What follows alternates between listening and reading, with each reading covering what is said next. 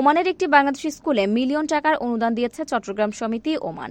Bangladesh school জালানের নিজস্ব জায়গায় নতুন ভবন উদ্বোধন উপলক্ষে এই অনুদান দেয় সংগঠনটি।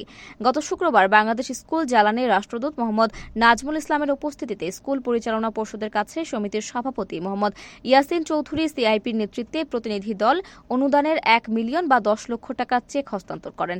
এর আগে ওমানের রাজধানী মাস্কাট থেকে প্রায় 300 কিলোমিটার দূরে বাংলাদেশ স্কুল জালানের চেয়ারম্যান ও সমিতির আজীবন সদস্য জনাব আব্দুল মান্নান সিআইপির নেতৃত্বে পরিচালনা কমিটি এবং স্কুল অভিভাবকদের সহযোগিতায় প্রায় 1,80,000 রিয়াল খরচ করে 6,400 বর্গমিটার জায়গায় নতুন ভবন উদ্বোধন করেন রাষ্ট্রদূত মোহাম্মদ নাজমুল ইসলাম।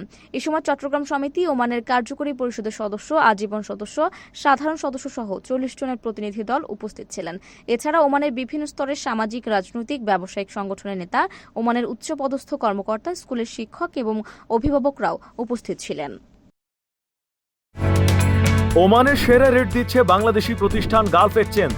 প্রিয়জনকে টাকা পাঠাতে আজই আসুন আমাদের যে কোনো ব্রাঞ্চে অথবা কল করুন স্ক্রিনে দেয়া নাম্বারে। গালফ এক্সচেঞ্জ, বাংলাদেশিদের প্রিয় এক্সচেঞ্জ।